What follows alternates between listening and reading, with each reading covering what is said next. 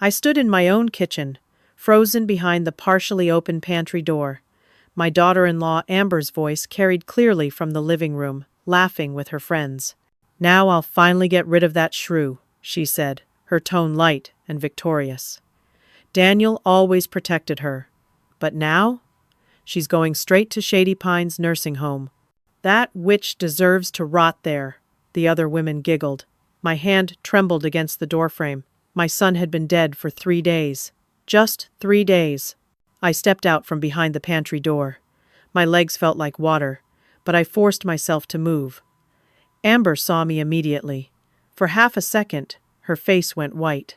Then that practiced smile appeared, sweet as poisoned honey. "Mother Erica," she said, gliding toward me with her arms outstretched. "You look so pale. You should really go lie down. This has been such a terrible strain on you." The living room fell silent. 15 pairs of eyes turned toward me. Funeral guests, holding paper plates of food I'd prepared at 4 in the morning because sleep was impossible. My son Daniel's friends. Our neighbors.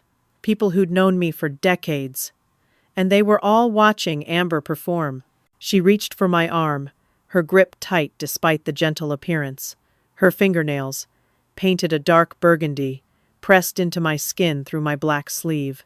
"I'm fine," I managed to say. My voice came out rough, scraped raw from 3 days of crying. "Of course you are," Amber cooed. She turned to address the room, still holding my arm. "She's been so strong through all of this, haven't you, Mother Erica? Even though the grief must be affecting you terribly." The way she emphasized those last words. Like she was planting seeds. I pulled my arm away and walked to the kitchen sink, needing distance. Through the window, I could see Daniel's truck still parked in my driveway. He'd driven it here 4 days ago for our usual Sunday dinner. We'd made lasagna together. He'd told me about a new commercial property his company was developing. We'd laughed. He'd hugged me goodbye and said he'd see me Wednesday. Wednesday never came. Tuesday night, his heart just stopped. 42 years old, and his heart just stopped. The doctor said it was a congenital defect nobody knew about. A ticking bomb in his chest that finally went off. I gripped the edge of the sink. Behind me, the conversation had resumed. Amber's voice rose above the others, playing the devoted widow. I heard her accept condolences, heard her dab at dry eyes with tissues. My boy. My only child. The baby I'd rocked through colic and ear infections. The toddler who'd brought me dandelions. The teenager who'd held my hand at his father's funeral 8 years ago. The man who'd visited me 3 times every week without fail, who'd called me every morning, who'd been my closest companion after my husband died. Gone, and his wife had just called me a shrew who deserved to rot in a nursing home. I turned from the sink and studied Amber across the room. She was 35, 17 years younger than Daniel. Beautiful in that calculated way, every hair in place even now. Her black designer dress probably cost more than my monthly grocery budget. They'd been married 5 years. His second marriage, her first. Or so she'd claimed. I'd never trusted her. From the first time Daniel brought her to Sunday dinner, something felt wrong. The way she'd examined my house, calculating. The way she'd interrupted every conversation between Daniel and me. The way she'd slowly, methodically tried to reduce his visits. "Your mother needs to learn independence," she'd told him. "You can't coddle her forever." Coddle. As if a son visiting his widowed mother was somehow unhealthy. But Daniel had seen through it. He'd kept coming, kept calling, and I'd seen the tension it created in his marriage. I'd told him once that maybe I should step back, give them space. He'd looked horrified. "Mom, you're my family. She needs to understand that." Now he was gone, and she thought she'd won. The funeral guests began leaving around 6. Sympathetic hugs, whispered condolences, casserole dishes pressed into my hands. Marcus, Daniel's business partner, stayed longer than the others. He was a good man, 45, someone Daniel had trusted completely. "Erica, if you need anything," Marcus said at the door. "Anything at all." Daniel was like a brother to me. "Thank you," I whispered. After he left, I assumed everyone was gone. I stood in the empty living room, surrounded by the debris of the reception. Paper plates, half-empty coffee cups, crumpled napkins. The house felt enormous and hollow. Then I heard voices upstairs. From Daniel's old bedroom, the one he'd slept in as a boy. I'd kept it mostly the same, even after he'd moved out 20 years ago. Amber had said she wanted to collect some of his things before she left. I moved to the stairs. The voices grew clearer. Yes, I need to schedule a home evaluation. Amber's voice, on the phone. The house at 47 Maple Street. My mother-in-law's house. We're looking at assisted living options for her. My blood turned to ice.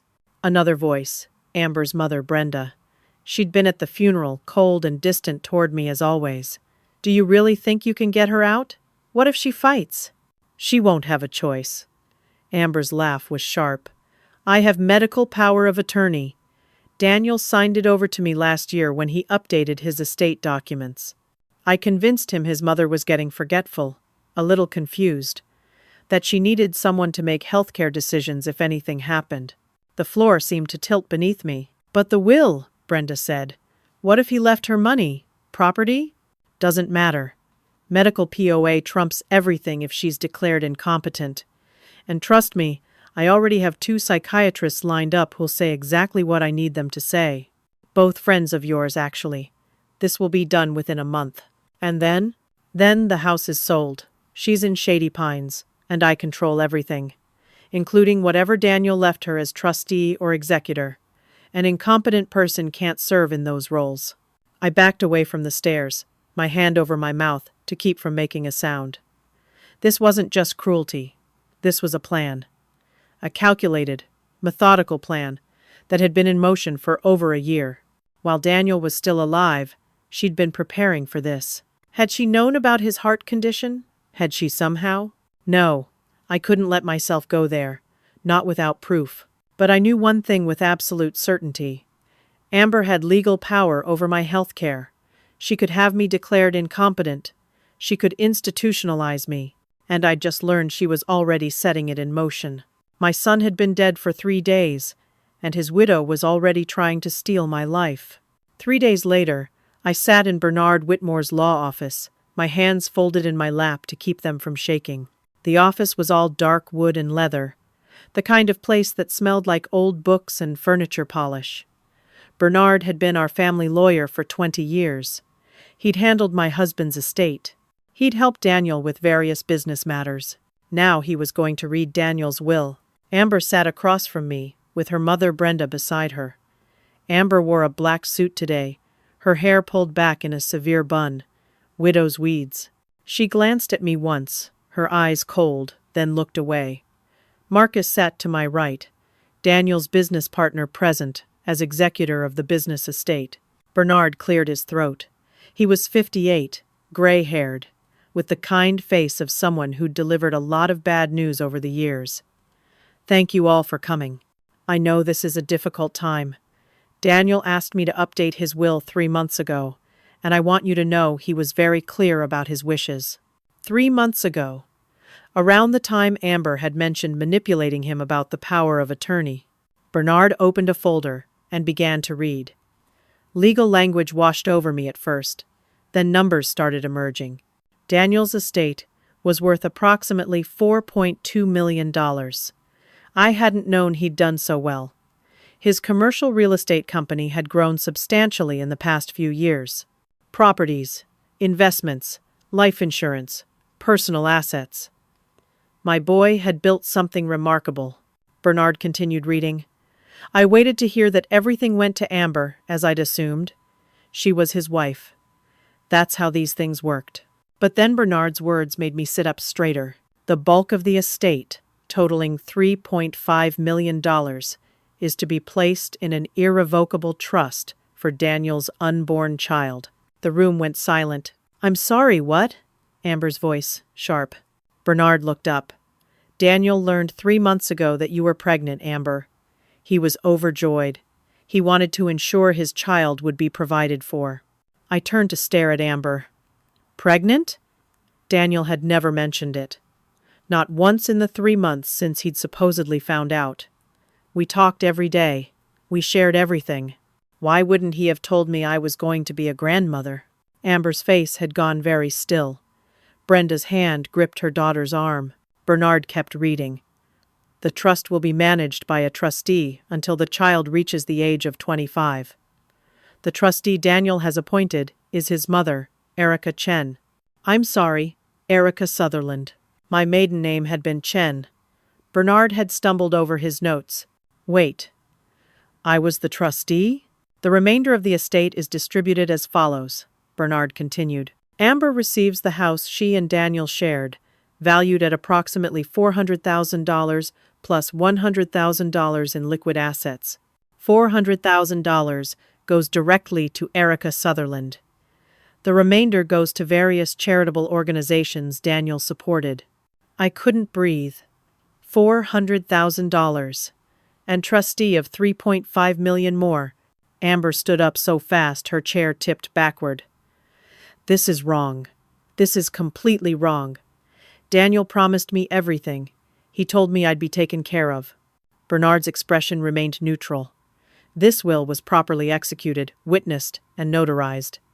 It represents Daniel's clear wishes. When was this done? Amber demanded. As I said, 3 months ago. Shortly after you announced your pregnancy. I want to contest this. He wasn't in his right mind. His mother manipulated him. You're welcome to contest it, Bernard said calmly. But I assure you, Daniel was completely lucid and adamant about these provisions.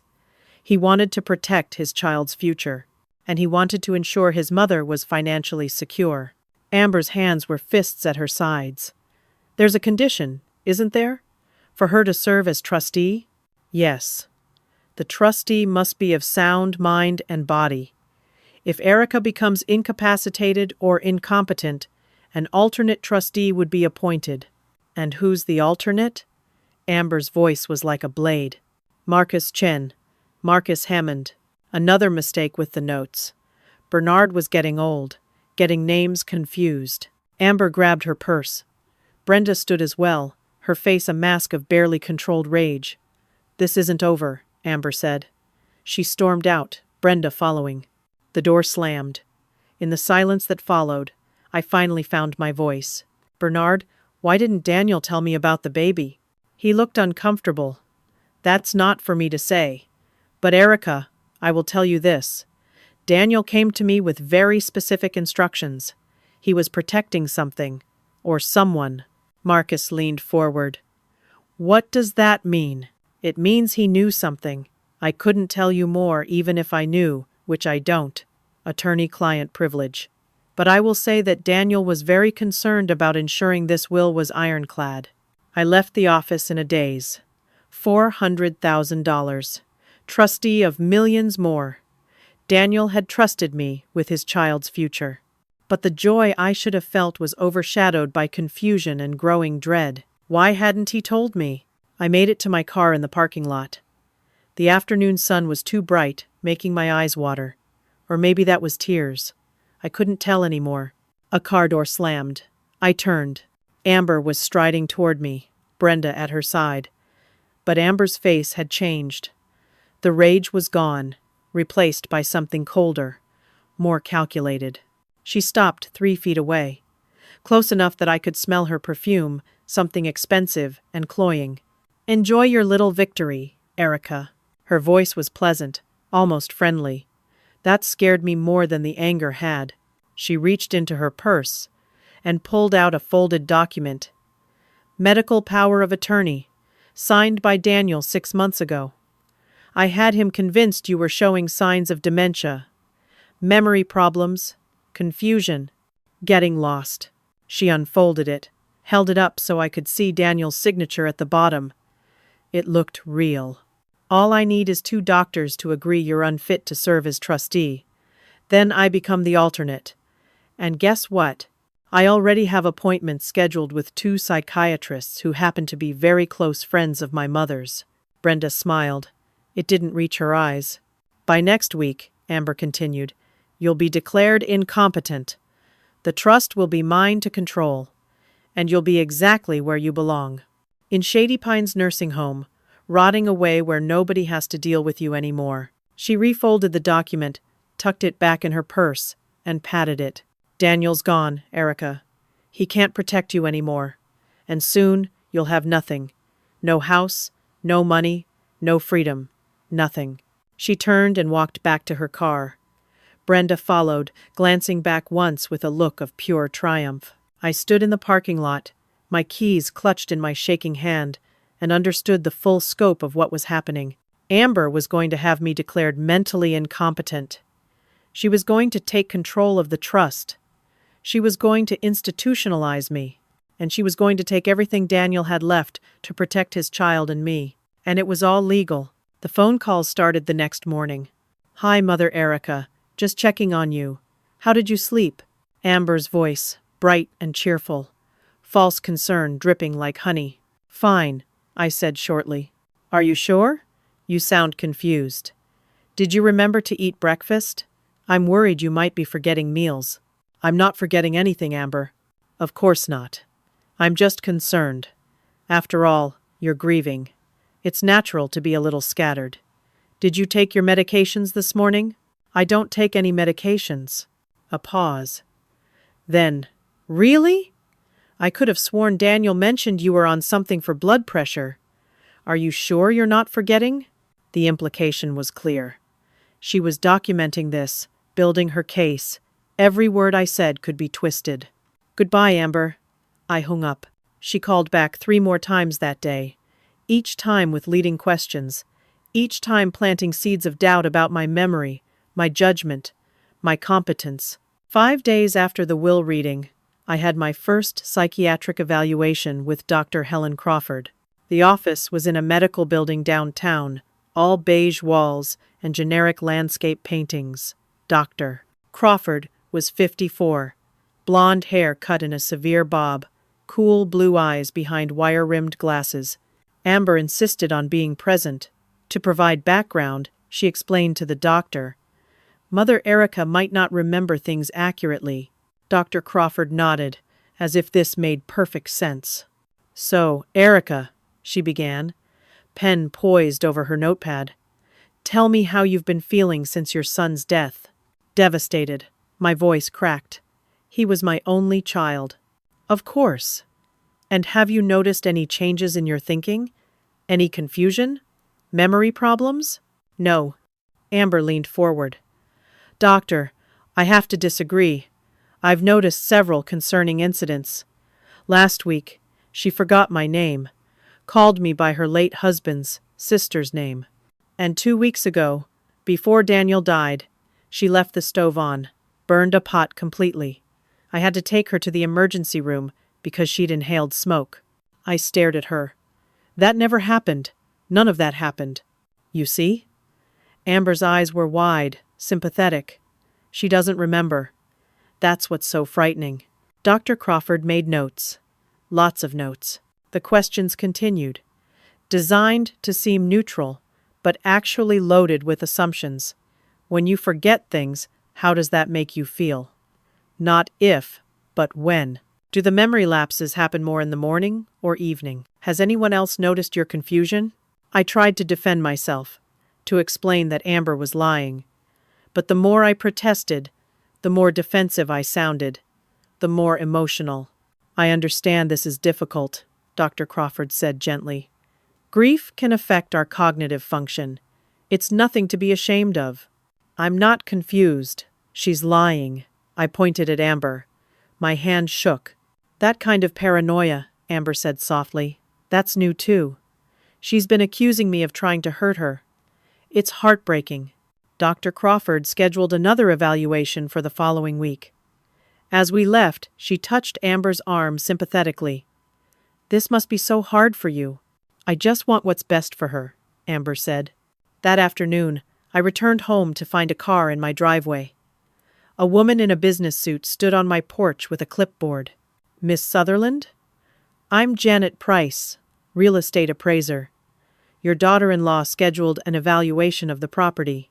I didn't authorize that. She has medical power of attorney.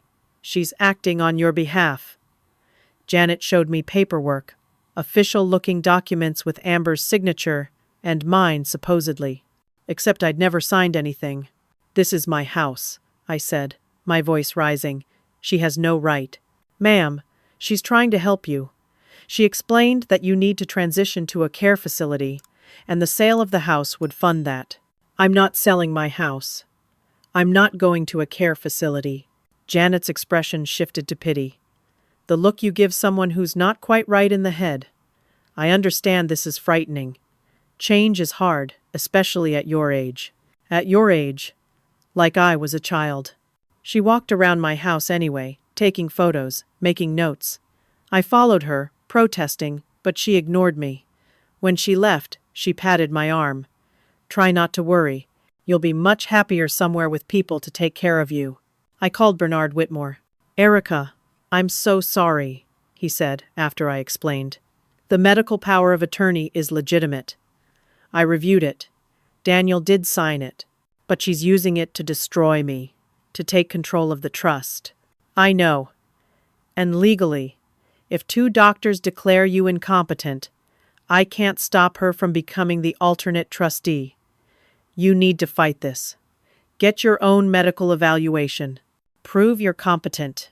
I scheduled an appointment with my regular doctor, Patricia Torres. She'd been my physician for 15 years. She knew I was healthy, sharp, capable.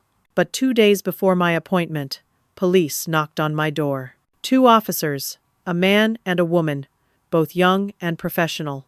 "Miss Sutherland, we have an emergency psychiatric hold order." The world tilted. "What?" The male officer handed me papers. "Your daughter-in-law filed an emergency petition. She claims you're a danger to yourself. We need to transport you to Riverside Psychiatric Hospital for a 72-hour evaluation." "This is insane. I'm not a danger to anyone." "Ma'am, we have documentation. Reports from a psychiatrist. Recordings where you allegedly made statements about self-harm, evidence that you've stopped eating, stopped caring for yourself." "That's not true. None of that's true." But they were already calling for me to come with them. The female officer was kind but firm. "It's for your own safety. Just 72 hours. They'll evaluate you, and if everything's fine, you'll go home." Through my front window, I saw a car parked across the street. Amber sat in the driver's seat, watching. When our eyes met, she raised her hand and waved. A small, cheerful wave, like she was saying goodbye to a friend. The officers escorted me to their car. Neighbors stood on their porches, watching. Mrs. Palmer from next door had her hand over her mouth. Mr. Garcia stared with wide eyes. As the police car pulled away, I twisted in the seat to look back at my house.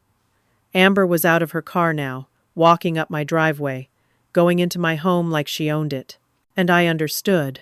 While I was locked in a psychiatric hospital, she would have time. Time to manipulate records, to build her case, to make me look unstable. Time to turn my own doctor against me.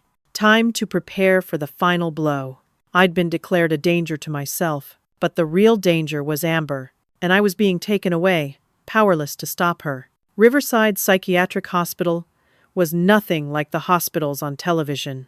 No padded cells or straitjackets, just sterile corridors, painted pale green, and the constant smell of disinfectant trying to mask something worse underneath. They took my phone, my purse, my watch, everything. I was given hospital scrubs and soft slippers, and shown to a shared room with 2 beds. My roommate was a woman in her 70s who rocked back and forth, humming tunelessly. Just 72 hours, I reminded myself. 3 days, then home. But 3 days in a psychiatric ward is an eternity. Everything I said was written down, analyzed, interpreted. When I explained that my daughter-in-law was trying to steal from me, the nurse made a note. Patient exhibits paranoid ideation regarding family member. When I insisted I was perfectly sane, they wrote, patient lacks insight into her condition. When I got angry, they documented, patient displays agitation and hostility. There was no way to win. On the second day, Amber visited. She brought Brenda, and Dr. Crawford, the psychiatrist who'd evaluated me before. They found me in the day room, a depressing space with worn furniture and a television bolted to the wall. 3 other patients sat staring at nothing. I was trying to read a water-damaged magazine someone had left behind. Mother Erica. Amber's voice was thick with fake sympathy. "Oh, sweetie, look at you." She was dressed perfectly, as always. Cream-colored blouse, gray slacks, minimal jewelry. She looked like someone's beloved daughter visiting a sick relative, not the monster she was. Dr. Crawford consulted with the nurse, then approached me. "Erica, how are you feeling today?" "I feel like I've been kidnapped. I don't belong here." "You're not being held against your will. You're here for evaluation because people who love you are concerned." I laughed. Harsh, bitter. The nurse made a note. Amber sat beside me, too close. "I brought some things from your house. Photos I thought might comfort you." She pulled out her phone, started scrolling through images. My house, but not how I'd left it. The photos showed clutter everywhere, dishes piled in the sink, newspapers stacked haphazardly. The living room looked like a hoarder lived there. "When did you stop cleaning, Mother Erica? It's gotten so bad." "That's not my house. I mean, it is, but I didn't. Those photos are fake. Staged." "Why would I stage photos?" Amber looked at Dr. Crawford. "This is what I was telling you about, the denial." Dr. Crawford nodded thoughtfully. Amber swiped to another photo. Papers scattered across my kitchen table. She zoomed in so I could read them. They looked like journal entries, handwritten in shaky script that sort of resembled my handwriting but wasn't quite right. "Can't remember if I took my pills today. Or was that yesterday? Everything blurs together. Daniel is worried about me, but I told him not to be. I'm fine. I'm fine. I'm fine." "I never wrote that," I said. "These were in your nightstand," Amber said gently. "Daniel found them months ago. He was so worried." They were setting up the narrative, building a case not just of current incompetence, but of long-term cognitive decline, proving that Daniel had been concerned, that this wasn't sudden but progressive. After they left, I sat in the day room and tried not to cry. Crying would be documented as emotional lability. Everything was a trap. A young woman in scrubs approached me. Her name tag read Grace Hamilton, social worker. "Miss Sutherland, can we talk?" She led me to a small office, closed the door. "I've been reviewing your case. I have some questions." Here it was. Another interrogation designed to prove I was incompetent. But Grace surprised me. "The photos your daughter-in-law showed you. The metadata says they were taken at a different address, not yours." I looked up sharply. "And the journal entries. I'm not a handwriting expert, but I've seen a lot of forged documents in my time here. These look recent. The paper's too new." Hope flared in my chest. "You believe me?" "I don't know yet, but something doesn't add up. Dr. Crawford has been involved in 3 other cases this year where elderly people were declared incompetent and their relatives took control of their estates. All 3 cases involved family disputes over money. She's corrupt. I can't prove that. Not yet. But I'm going to look deeper." Grace leaned forward. "Miss Sutherland, Erica, you need to understand what's at stake. If you're declared incompetent, you lose everything. Your autonomy, your assets, your freedom. Is there anyone who can help you? A lawyer? A friend?" "My son's business partner, Marcus, and my lawyer, Bernard. But I can't reach them from here." "I'll make some calls. But you need to hold on. Don't let them medicate you. Don't sign anything. And when you see the hospital psychiatrist tomorrow, Dr. Hayes, tell him the truth. He's fair. He'll listen." After Grace left, I felt a tiny spark of hope. Someone believed me. Someone was looking deeper. But that hope dimmed the next day when I learned about the second psychiatric evaluation. Dr. Martin Sheffield was 61, gray-bearded, with the kind of face that looked permanently disapproving. He questioned me for an hour, and every answer I gave seemed to be the wrong one. "Do you believe your daughter-in-law is trying to hurt you?" "Yes. She's trying to take control of my son's estate." He made a note. "Paranoid delusions, centered on family member." "It's not a delusion. She told me herself. She has a medical power of attorney, and she's using it to have me declared incompetent. And you believe this power of attorney is, what? Fake? No, it's real. But she manipulated my son into signing it. So you believe she's capable of elaborate manipulation? Yes. Another note. Sophisticated paranoid ideation with conspiratorial thinking. The evaluation went downhill from there. By the end, Dr. Sheffield had diagnosed me with paranoid ideation, possible early-stage dementia, and grief-induced psychosis. His recommendation: extended stay in a psychiatric facility. Minimum 30 days for intensive evaluation and treatment. That afternoon, Grace found me again. Her face was grim. I have bad news. Your daughter-in-law filed conservatorship papers yesterday. She's claiming you're permanently incompetent. My stomach dropped. Already? She's also begun eviction proceedings on your house. And there's more. Grace sat beside me. She contacted Shady Pines Nursing Home. There's a room reserved for you. Paid for 1 month. How do you know this? I have friends in the right places. Erica, she's not waiting. She's moving fast. And she's also filed to contest your son's will. Claims he wasn't in his right mind when he wrote it, that you manipulated him. Everything was crumbling. Amber wasn't just trying to control the trust. She was trying to take everything I owned. My house, my savings, my freedom. Your 72 hours are almost up, Grace continued. Dr. Hayes is going to review your case. He's the one person here who might actually help. But Dr. Sheffield's recommendation carries a lot of weight. That evening, orderlies came to my room. Miss Sutherland, we're moving you to the long-term wing. No. My 72 hours aren't up. I'm supposed to be released. Dr. Sheffield recommended a 30-day hold for further evaluation. It's been approved. They led me through corridors to a different section of the hospital. The long-term wing was more secure, more restrictive. The patients here were clearly very ill. A woman screamed from behind a closed door. A man shuffled past, talking to himself. This was where I was going to be trapped. For 30 days. Maybe longer. While outside these walls, Amber systematically destroyed my life. The long-term psychiatric wing smelled different. Not just disinfectant, but something heavier. Despair, maybe. Fear. I shared a room with an elderly woman named Dorothy who had dementia. Most of the time, she didn't know where she was. But occasionally, she had moments of clarity. They got you too, she said one evening, her eyes suddenly sharp and focused. Let me guess. Family member wants your money? I nodded, not trusting my voice. My daughter did this to me 3 years ago. By the time I got out, she'd sold my house, emptied my accounts, put me in a nursing home. Took me 2 years to convince anyone I was sane. But it was too late. Everything was gone. I'm so sorry. Don't be sorry. Fight. Every single day you fight. Don't let them medicate you. Don't let them break you. And find the proof. There's always proof. People like that, they get sloppy when they think they've won.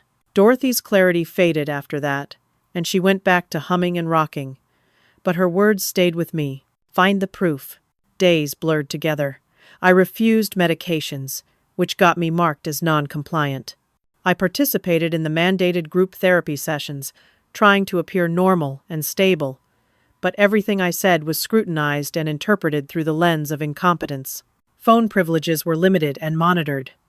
I tried calling Bernard, but the staff said he'd left a message that nothing could be done until the evaluation was complete. I didn't believe them. I thought Amber had somehow intercepted my calls. Grace continued her investigation, sneaking updates to me when she could. Your house is listed for sale. Open house this weekend. Amber sold several items from your home at an estate sale. Told the neighbors she was clearing out clutter from a hoarder. The conservatorship hearing is in 12 days. If the judge grants it, she controls everything immediately. Each update was a fresh knife to the chest. On day 9, I had a visitor. Marcus, Daniel's business partner, finally got approval to see me. When he walked into the visitor's room and saw me in hospital scrubs, His face went white. Erica. Oh my God. I'm not crazy, I said immediately. I know, I never thought you were. He sat across from me at the table. I've been trying to get in here for days. They kept saying you weren't accepting visitors. I think Amber blocked me. She's destroying everything. My house, my reputation, my freedom, and I can't stop her from in here. Marcus leaned forward, lowering his voice. Listen to me. Daniel came to see me 3 months ago, right before he updated his will. He was worried about Amber. My heart raced. What did he say? He said she'd been pressuring him to change his will, to cut you out entirely. He refused. He said you were the only person he trusted to protect his child. But here's the thing, Erica. He mentioned he was documenting something. He said he had insurance in case anything happened to him. Insurance? What kind of insurance? I don't know. He didn't give me details. But he said if anything ever happened, if Amber ever went after you, there was proof. Evidence. He said you'd know where to find it. I stared at Marcus, my mind racing. Daniel had left me proof? But where? I thought he was being paranoid, Marcus continued. Now I realize he knew exactly what she was capable of. After Marcus left, I lay on my hospital bed thinking, what had Daniel left me? Where would he hide evidence? Dorothy rolled over in her bed. Did you figure it out yet? Figure what out? Where the proof is. She was lucid again, her eyes clear. Your son hid something. Now you need to find it. I'm locked in here. I can't find anything. Then you need to get out. It's a 30-day hold. I have no choice. Dorothy sat up slowly. There's always a choice, honey. You just have to be willing to fight for it. And you have to get someone on the outside to help. She was right. I needed Grace. And I needed her to do something she could lose her job for. The next day, when Grace came by during her rounds, I pulled her aside. I need my phone. Just for 10 minutes. I can't do that. It's against protocol. Please. My son left me evidence. Proof that Amber is lying. But I need to check my phone. There might be something there. A message. A clue. Grace hesitated. I could see the internal battle on her face. Finally, she nodded. 10 minutes. And if anyone asks, I never gave it to you. She returned an hour later with my phone, charged. You have exactly 10 minutes while I distract the nurse. Then I'm taking it back. My hands shook as I powered it on. Messages flooded in, hundreds of them. Most from Amber, building her documentation. But I scrolled past those, looking for something from Daniel, and then I saw it. A voicemail from Daniel, left 2 days before he died. I'd been at the dentist when he called. I'd meant to listen to it later, but got distracted by the news of his death. I'd never checked my voicemails after that. With trembling fingers, I pressed play. Daniel's voice. Strong, alive, familiar. It shattered me. Mom, I need to tell you something about Amber. I found out she's been. I can't say this on voicemail. It's too important. Meet me Thursday at the house. I'm leaving documents with Bernard that explain everything. If anything happens to me, the evidence is in my safe deposit box at First National Bank. Box number 479. The key is hidden in my old baseball trophy in your attic. The one from Little League, remember? Mom, I'm so sorry I didn't see it sooner. I love you. Protect my baby. The message ended. I stared at the phone, my heart pounding so hard I thought it might explode. Daniel knew. He'd discovered something about Amber. Something so serious he'd hidden evidence in a safe deposit box. And the key was in my house, in my attic, in his old baseball trophy. I had proof. Evidence that could save me, expose Amber, protect Daniel's legacy. But I was locked in a psychiatric hospital with no release date. And Amber had no idea the evidence existed. Grace looked at my face and knew something had changed. What did you find? I told her about the voicemail, about the safe deposit box. She listened, her expression growing more determined. I've been gathering my own evidence, she said. Inconsistencies in Amber's documentation. Problems with Dr. Crawford's past cases. But it's not enough to stop the conservatorship. You need what's in that box. The hearing is in 10 days. I'm stuck here for 20 more days. Maybe not. Grace pulled out a folder. I've been documenting everything. Dr. Hayes, the head psychiatrist, is fair. He's been reviewing your case. I can push for an early release, based on his evaluation instead of Dr. Sheffield's. Will it work? I don't know, but we have to try. The next 2 days were the longest of my life. Grace worked behind the scenes, building a case for my release. Dr. Hayes interviewed me twice. Long conversations where he actually listened instead of just looking for pathology. Miss Sutherland, he said during our second meeting, I've reviewed your file extensively. Medically, I see no reason to keep you. You're grieving, certainly. Angry, understandably so. But incompetent? I don't see evidence of that. Dr. Sheffield disagrees. Dr. Sheffield sees what he wants to see. I've reviewed his evaluation. It's full of leading questions and biased interpretations. I'm recommending your release. Hope surged. When? There's legal complexity because of the conservatorship petition. But I'm ordering your release as of now. It'll take 48 hours to process the paperwork. 2 more days. I could survive 2 more days. But Amber had other plans. That afternoon she arrived with Brenda and a lawyer. They filed an emergency injunction, claiming I'd made threats against Amber and should be held longer for everyone's safety. Brenda even testified, describing a violent outburst where I'd supposedly threatened to kill Amber. Complete fabrication, but sworn testimony nonetheless. The judge reviewed the competing claims. Dr. Hayes' recommendation versus Dr. Sheffield's versus Amber's emergency petition. In the end, he sided with Dr. Hayes, but issued a stern warning. Miss Sutherland, you're being released, but any concerning behavior, and you'll be back here immediately. Do you understand? I understood. They'd be watching, waiting for me to slip up. 2 days later, on day 13 of my hospitalization, I walked out of Riverside Psychiatric Hospital. Marcus was waiting in the parking lot. He'd taken time off work to help me. Where to? He asked. My house. I need to get into my attic. We drove in silence. When we pulled up to 47 Maple Street, my heart broke. A for sale sign stood in the yard. The curtains I'd hung 30 years ago were gone, replaced with impersonal beige ones. Through the windows, I could see that most of my furniture was missing.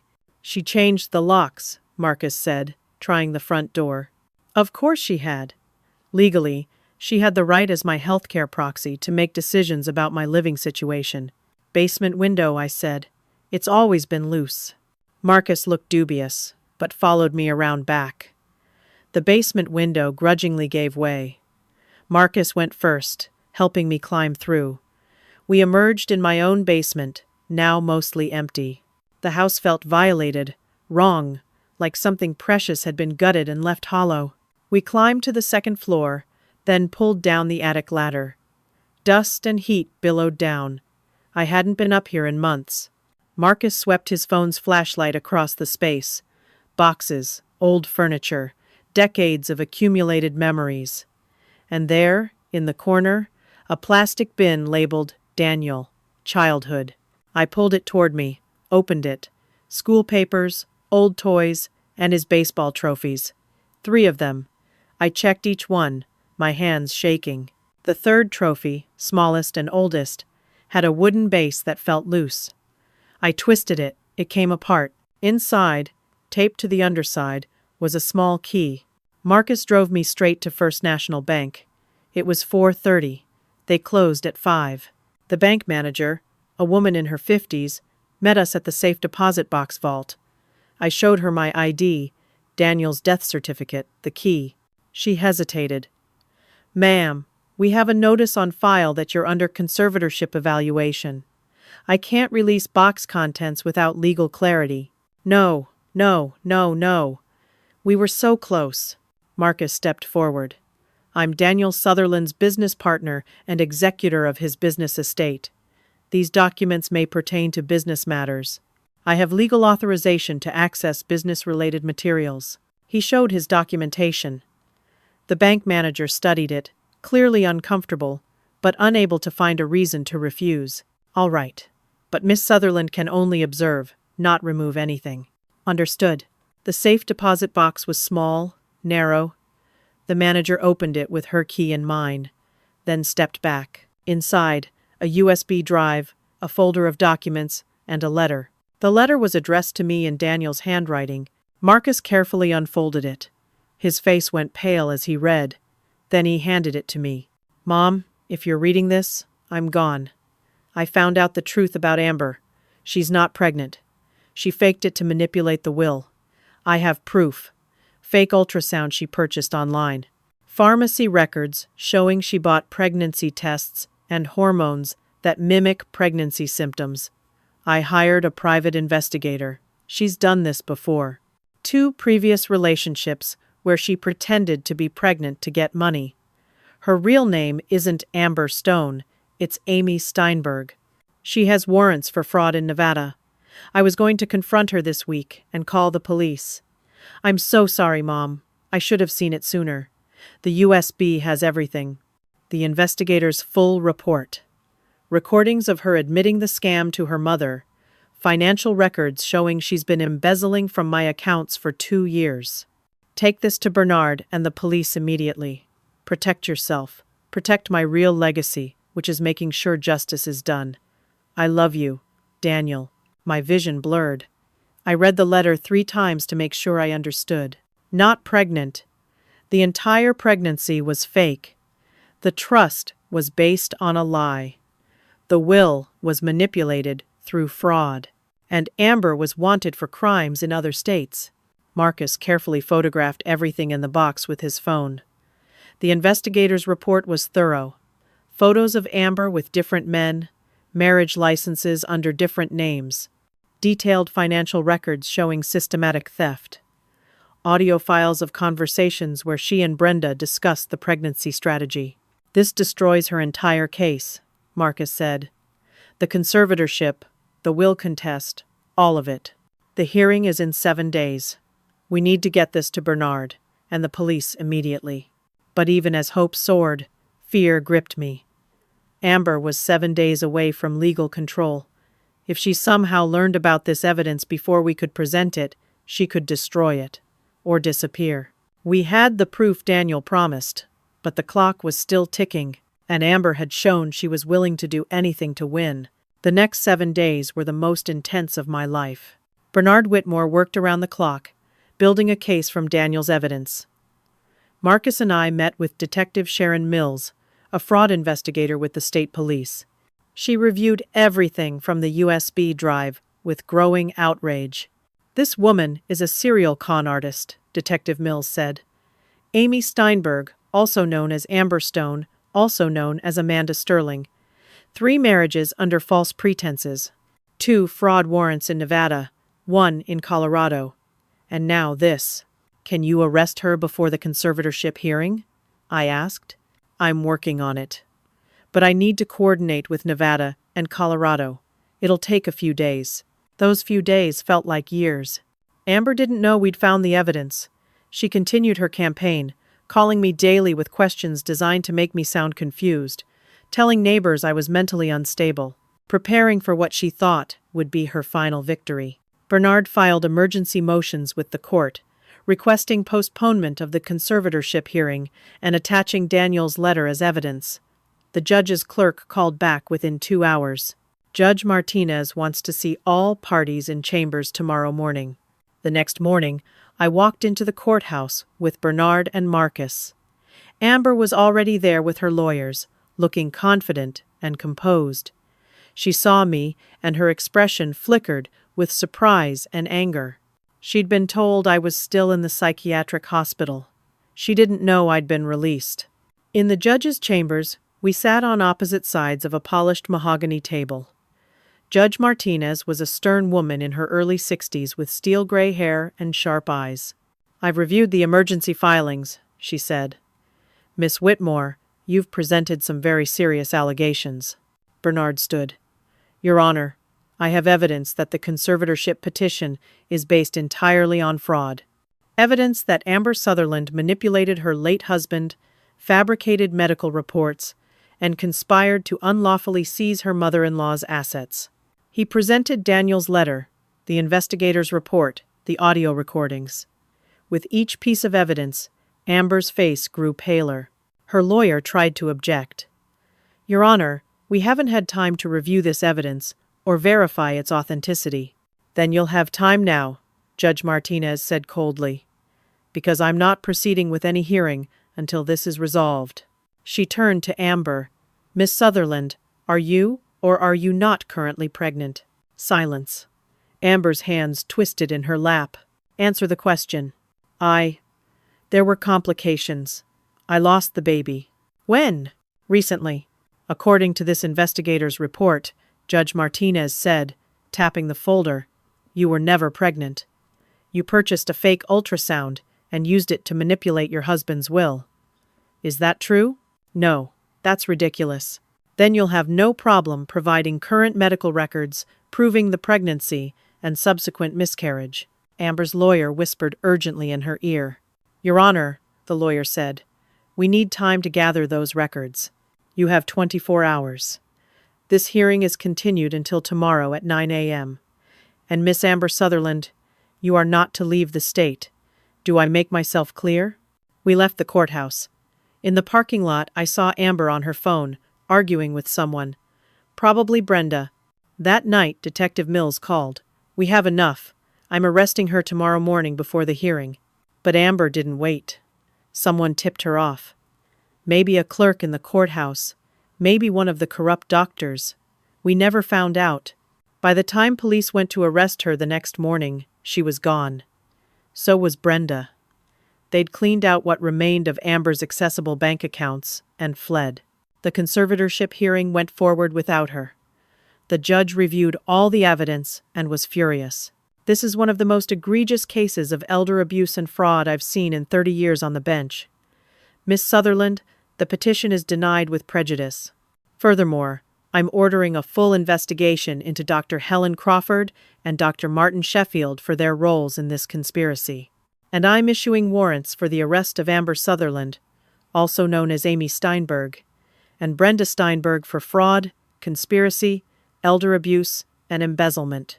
She turned to me. "Ma'am, I am deeply sorry for what you've endured. The system failed you. I hope you can rebuild." It took 2 months, but they found Amber trying to cross into Canada using a fake passport. She was arrested along with Brenda. Both faced multiple felony charges across 3 states.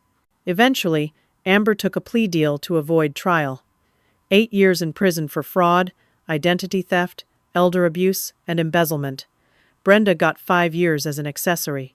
Full restitution was ordered, though most of the stolen money was never recovered. The criminal trials dominated local news. People who'd believed Amber's lies about me apologized. Neighbors who'd watched me being taken away in a police car stopped by with casseroles and shame-faced apologies. My house was restored to me. Marcus helped me move back in, helped me replace the furniture Amber had sold, helped me repaint walls and hang new curtains. The for sale sign came down. Dr. Crawford and Dr. Sheffield lost their medical licenses after ethics investigations revealed they'd participated in at least 6 similar schemes, declaring elderly people incompetent so family members could steal their assets. Grace Hamilton, the social worker who'd believed me and helped me, was promoted to Director of Patient Advocacy at Riverside Psychiatric Hospital.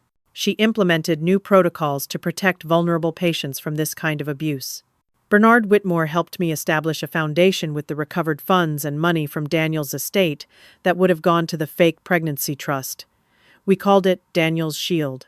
Its mission: helping elderly people fight financial abuse and fraud. We hired lawyers who specialized in elder law and created a hotline. Marcus joined the board of directors. Grace became the program director.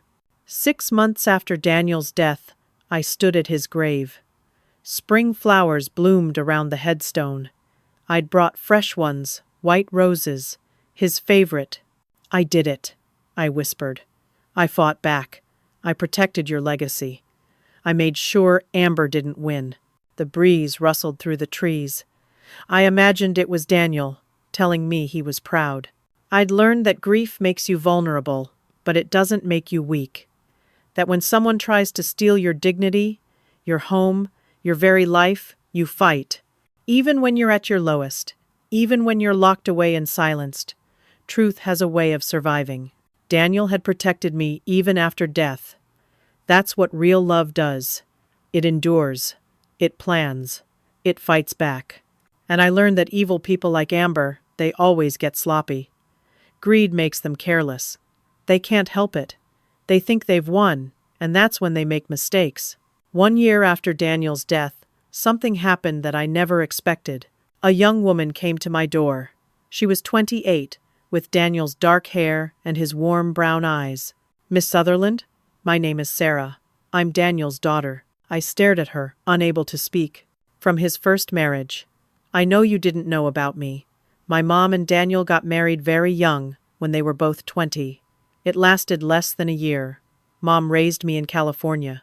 Daniel paid child support, but we never had contact. Mom thought it was better that way." She twisted her hands nervously. "I saw the news coverage about the trial, about what that woman did to you and Daniel. I wanted to meet you, to know about my father and my grandmother." I pulled her into a hug, tears streaming down my face. "Come in. Please, come in." We talked for hours. Sarah told me about her life, her childhood, her regrets about never knowing Daniel. I told her stories about her father, showed her photo albums, shared memories. She stayed for dinner. And the next day, and the day after that. 3 months later, Sarah called me with news. She was pregnant. I was going to be a great-grandmother. On a warm afternoon in early summer, Sarah and I walked through the park near my house. Her belly was just starting to show, a small bump under her sundress. "I've been thinking about names," she said. "If it's a boy, I'd like to name him Daniel." I squeezed her hand, too emotional to speak. We stopped by the pond to feed the ducks. Children played on the swings nearby. An elderly couple sat on a bench, holding hands. "You know what I learned through all of this?" I said. "That family isn't just blood.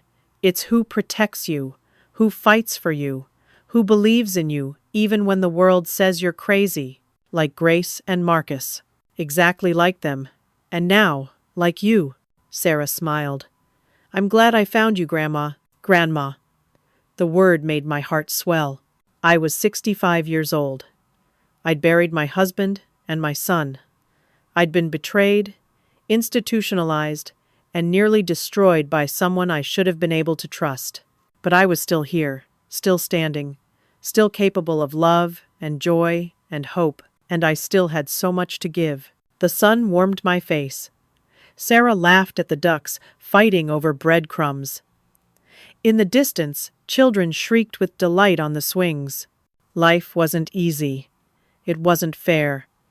But it was worth fighting for. Every single day, it was worth fighting for. Now, I want to ask you something. Have you ever felt betrayed by someone you trusted? Someone who was supposed to be family? How did you find the strength to fight back? Share your story in the comments below. Your experience might help someone else who's going through something similar.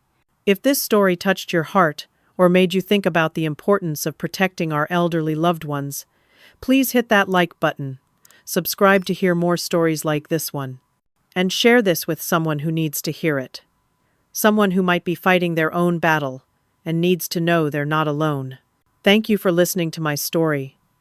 Thank you for being here, for caring, for taking the time to understand what happened and why it matters. I hope you never face what I faced. But if you do, I hope you remember this.